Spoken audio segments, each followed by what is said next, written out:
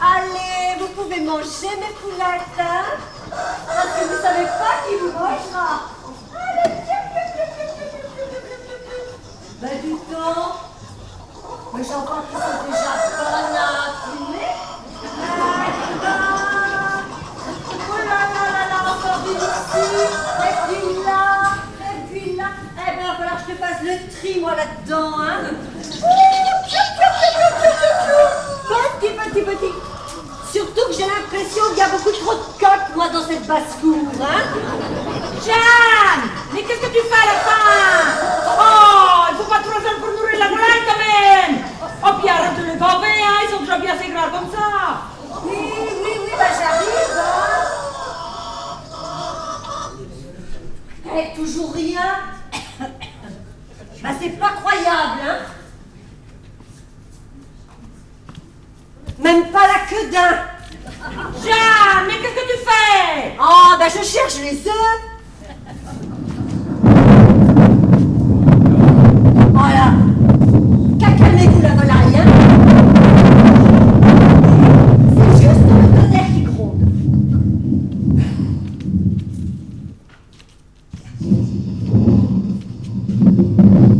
Voilà, et ben celui-là n'a pas dû tomber loin, non de là, hein? Oh, moi j'aime pas ça! Vous non plus, mes poulettes, hein? Oh, c'est juste, c'est pas un temps à mettre une patte dehors, ça c'est moi qui vous le dis, hein?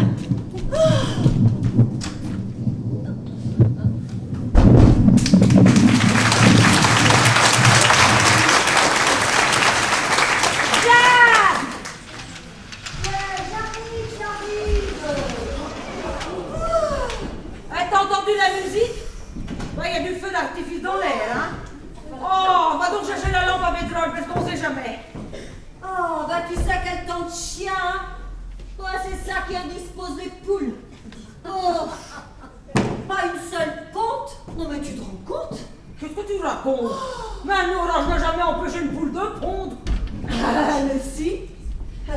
La poule, elle est tellement angoissée, eh ben, qu'elle se met la tête sous l'aile, et puis elle bouge plus. Eh ben moi je crois que c'est plutôt les coques qui bougent plus. Oh, mais je suis sérieuse, la mère, hein. Tu sais, en ville, ils connaissent bien le phénomène, hein. C'est un surcroît d'activité lié à des événements exceptionnels. Eh ben, ça suffit à vous donner le stress. Et c'est pour ça qu'à la ville ils pondent plus. Mais ça? Oh, puis arrête de m'embrouiller tout le temps avec les gens de la ville. Ben, mais c'était pour t'expliquer. Eh ben moi je vais t'expliquer. T'as intérêt à aller fermer les volets, hein. Parce que s'ils font, ils se prennent dedans. C'est plus une maison qu'on aura, c'est un avion. Oh, t'exagères toujours. Oh, Ta maison, elle va pas s'envoler, hein.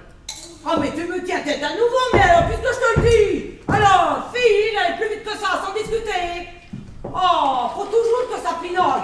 Pour un oui ou pour un non. Mais je pinale pas, la mère, mais j'essaie de te faire comprendre. Mais elle recommence, hein. Ah, si le père avait été là, à cette heure, t'aurais jamais osé le quart de ce que tu fais à présent. Ah ben ça, il a bon dos, le père, hein. Oh, tu sais, moi, dans mes souvenirs, hein, je le vois pas du tout comme ça. Je crois qu'il était doux comme un agneau. Et conciliant comme c'est pas possible. Ouais. Ah, je suis sûre qu'il était comme ça. D'ailleurs, tu vois, ça explique mon sens du compromis. Va fermer les volets que je te dis. J'y cours, maman chérie. M'appelle pas comme ça, hypocrite, va. Bah, j'y vais, la mère. Oh, quelle engeance. Ça c'est rien, puis ça décidait surtout. Et moi, de mon temps... Y'a quelqu'un? Ouais, enfin... Madame Guézec! Mais je rêve ou j'entends des voix. Madame Guézec, c'est monsieur le maire! Vous! Non! Oh. Madame Guézec! Tiens, voilà autre chose. Mais qu'est-ce que vous faites là dans mon poulailler? Mais ne vous offusquez pas, Madame Guézec! Et pardonnez notre intrusion si soudaine, mais il y a, comme qui dirait, cas de force majeure! Je veux rien savoir. D'abord, c'est pas une heure de chrétien pour venir chez les gens. Vous reviendrez quand il fera jour. Mais je vous dis qu'il y a urgence! Eh ben moi je dis que la seule urgence qui vaille, c'est de déguerpir d'ici le plus vite possible. Et que ça saute. Mais enfin, Madame Guézec! Vous parlez au premier citoyen de la commune! Je suis votre mère, ne l'oubliez pas! Oh, ici il n'y a qu'une mère. C'est la mère Guézec. Alors, du balai, et vite. Madame Guézec, je suis ici en qualité d'officier de police. Comme le prévoit mon mandat, alors vous m'écouterez. Mais il est plus têtu qu'une mule. Va falloir que je sorte la fourche alors. Oh, la mère, calme-toi, hein. Pardon? Ah, quoi, j'ai dit la mère. Ah bon? Oh, mais tu vas pas t'y mettre toi aussi. Eh, celui qui me commandera dans ma maison, il n'est pas encore né, hein. Personne n'y est entré dans ta maison. Il faut toujours que tu cries avant d'avoir mal. Prends donc le temps de l'écouter. Enfin, ça t'engage pas. Bon. Alors, qu'est-ce qu'elle veut la commune? Je suis, chère Madame Guézec, ravi de vous voir revenu à de meilleures dispositions. La commune est une grande famille dont nous sommes tous les enfants. Nous partageons bien évidemment les joies, mais aussi les épreuves. Et lorsque nous nous trouvons ainsi confrontés au malheur, Parle pas de baratane et d'entourloupe, hein. Qu'est-ce qu'elle veut la commune? bien voilà, la foudre a frappé à l'entrée du village. À 200 mètres d'ici, un grand chêne s'est abattu sur le pont. La route est impraticable. Et alors, vous voulez qu'avec mes petits bras, je vienne soulever votre âge, c'est ça? Oh, mais laisse-le causer, la mère. Avant que la foudre ne s'abatte, un autocar s'apprêtait à franchir le pont. Heureusement, le drame a pu être évité grâce à la présence d'esprit du chauffeur qui a su freiner à temps. Alors, je ne vous fais pas de dessin. On se retrouve avec des passagers sinistrés. Une cinquantaine de personnes à caser à droite et à gauche. Le village a fait preuve d'un civisme extraordinaire. Une chaîne de solidarité s'est de suite forgée. Et en venant vous voir, chère Madame Guézec, je pensais très sincèrement que vous en seriez l'un des maillons. Eh ben moi je dis, chacun chez soi, puis les vaches, elles seront bien gardées. Et vous dites, monsieur le maire, que tout le village s'est manifesté? Mais dans un grand élan de générosité. Oui, mademoiselle Jeanne, la commune peut être fière de ses administrés. Alors nous serions les seuls à rester insensibles face au malheur de ces pauvres gens? Et je le crains, mademoiselle. Oh, et la mère Robic, hein? Ah ben alors ça, vous n'allez pas me faire Mais croire si, que la- mais si, mais si. Madame Robic a accepté de bonne grâce, figurez-vous, de prêter, non pas son lit, bien sûr, mais au moins sa grange.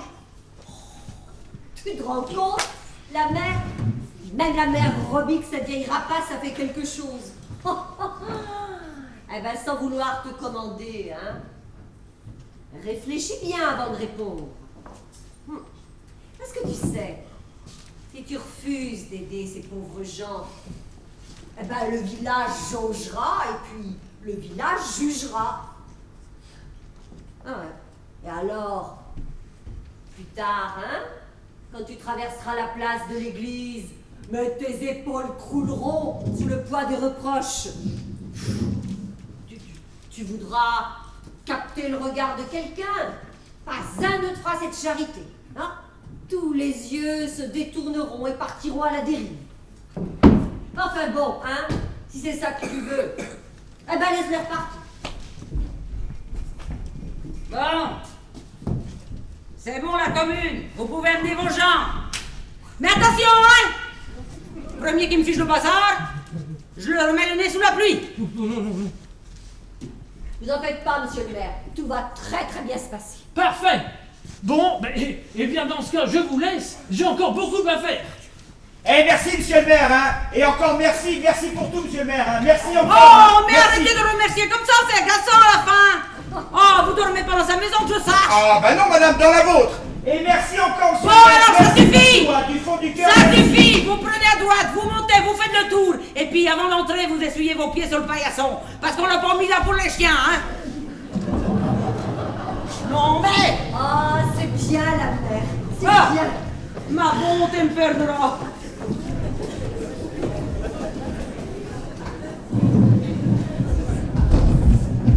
Bonjour, mesdames. Ah, bah vous parlez d'une aventure. Excusez pour le dérangement, hein. On part en voyage organisé et nous voilà rendus ici chez l'habitant. C'est Oh là là chaud ici. Au fait, mais je me suis pas présenté. Faites excuse. Moi, c'est Bébert, je suis le chauffeur.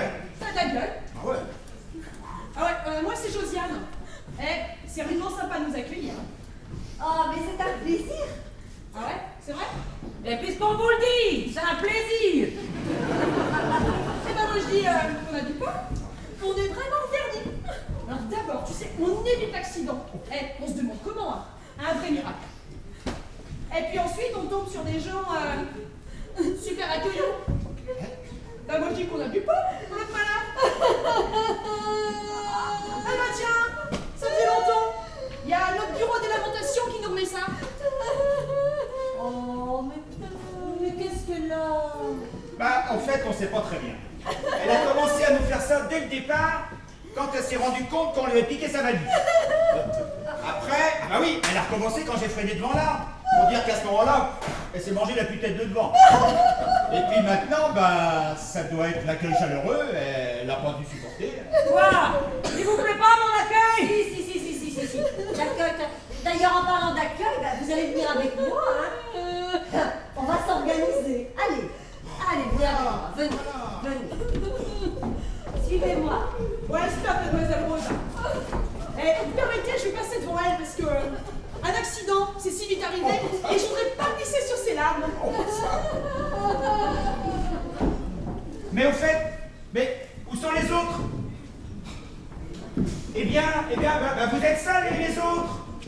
Écoutez, mon ami, nous ne sommes pas chargés de chaperonner tous les clients qui nous accompagnent, n'est-ce pas? Par moments, je le trouve très déconcertant, ce chauffeur. Qu'en pensez-vous, très cher? Mon bon ami, je partage pleinement votre ressenti. Ce chauffeur a parfois tendance, en effet, à se départir de son rôle et à se reposer sur l'initiative de ses passagers. Autorisez-le à devenir plus familier encore et vous verrez qu'il vous fera faire le vidange de son car. Et dire qu'il nous faut subir toute cette promiscuité. Mon Dieu, quelle épreuve, n'est-ce pas? Oh, mon cher Hubert, votre présence me sécurise. Ce milieu me paraît tellement extravagant. Au fait, devons-nous saluer l'indigène? Écoutez, mon ami, ne vous en souciez pas, je me charge d'effectuer le contact, n'est-ce pas?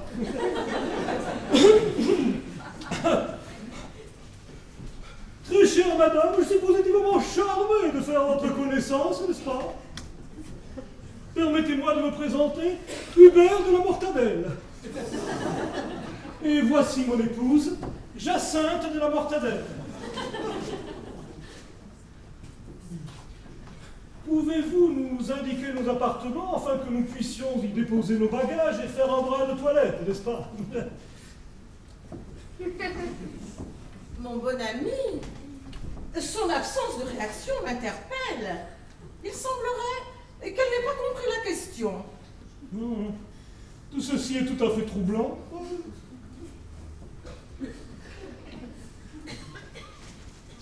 Sans faire d'investigation trop poussée, je dirais que cette femme est soit malentendante, soit jouit d'un intellect tout à fait limité, n'est-ce pas? Oh, mon cher Rube, votre sens de l'analyse est toujours aussi aiguisé.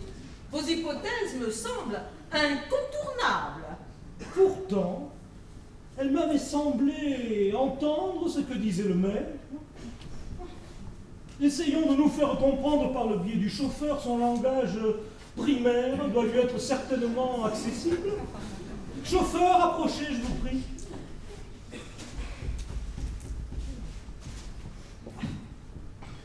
Pouvez-vous traduire à cette personne nos desiderata? Faites excuse, madame, mais qu'est-ce que j'en fais de ces deux-là? Ben, tous les chambres sont occupées. Alors, oh, il reste le grenier. Alors, si vous voulez, ben, il y a des couvertures dans l'armoire du couloir. Pardon, je crains... Bon, écoutez, vous, c'est pareil. Alors, pour les réclamations, nous verrons demain, n'est-ce pas?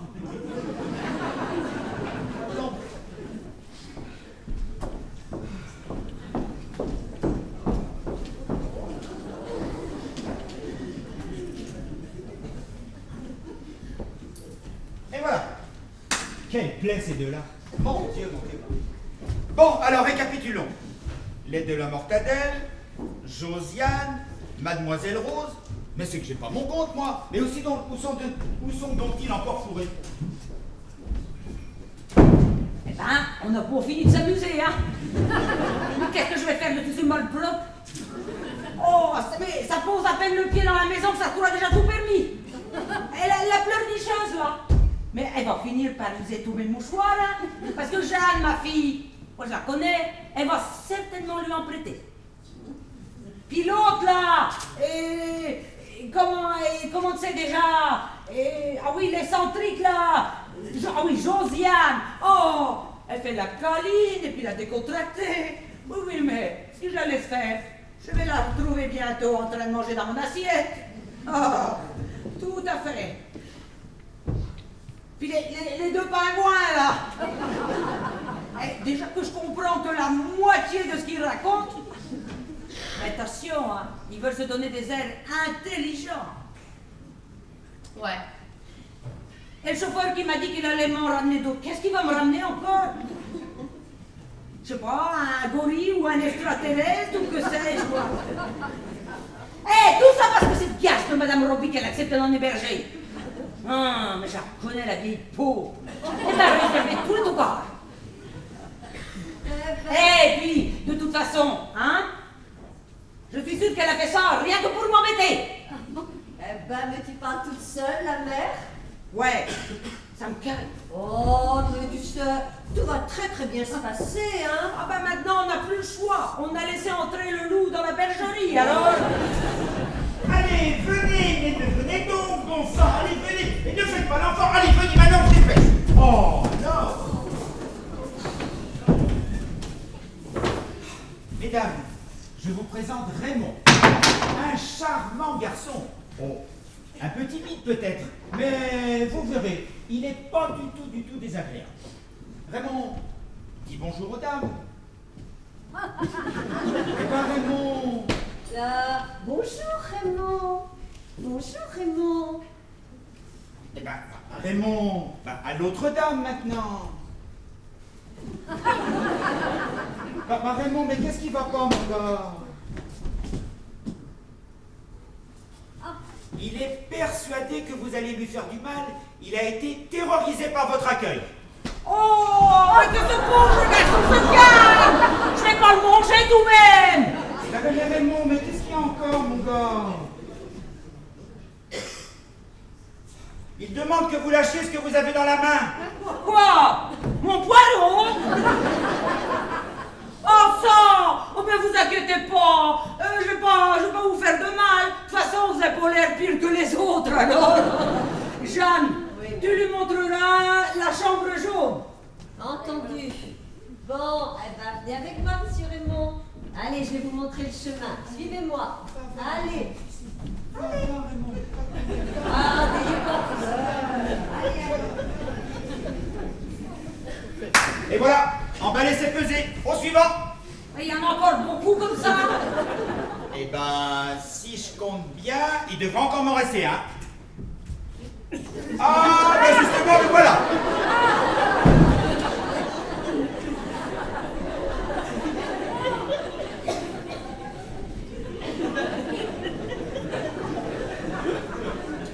Que la vénérable assemblée me pardonne mon retard. Je ne suis qu'un vil vermisseau que la passion a égaré. Je le confesse. Je suis resté faire quelques frottons. Notre honorable hôtesse me pardonne. Je suis Monsieur Yakati.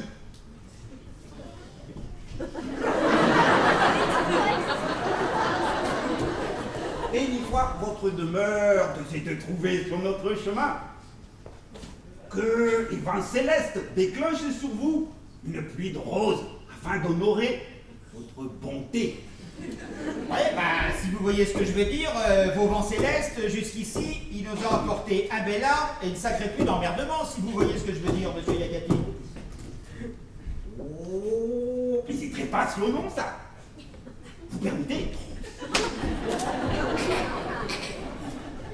Qu'est-ce que c'est? Un poireau, monsieur Yakati. Ah, c'est ça se mange. Un peu, mon neveu. Je vois pas trop ce qu'on peut faire avec un poireau. Remarquez, au Japon, vous pourriez peut-être toujours essayer d'en faire un bouquet pour la Saint-Valentin. Mais ici, je sais pas, ça peut peut-être marcher. Mais chez nous, il faut voir. Mais c'est tout à fait passionnant. Monsieur Yakati, on l'appelle l'asperge du pauvre. L'asperge. Oui, chez vous, on dirait la pousse de bambou du pauvre. La pousse de bambou du pauvre. Bon, laissez tomber, c'est pas grave. Laissez-moi vous conduire à votre couchage. Vous avez une idée où je peux le caser, celui-là? Celui-là, vous le mettez dans ma chambre. Pardon? Vous le mettez dans ma chambre, je vous dis. Bon. Vous fâchez pas. Après tout, chacun ses goûts. Hein. Oh, doucement. Je vous vois venir avec vos insinuations. Parfaitement. Il dormira dans ma chambre. Dans mon lit. Mais tout seul.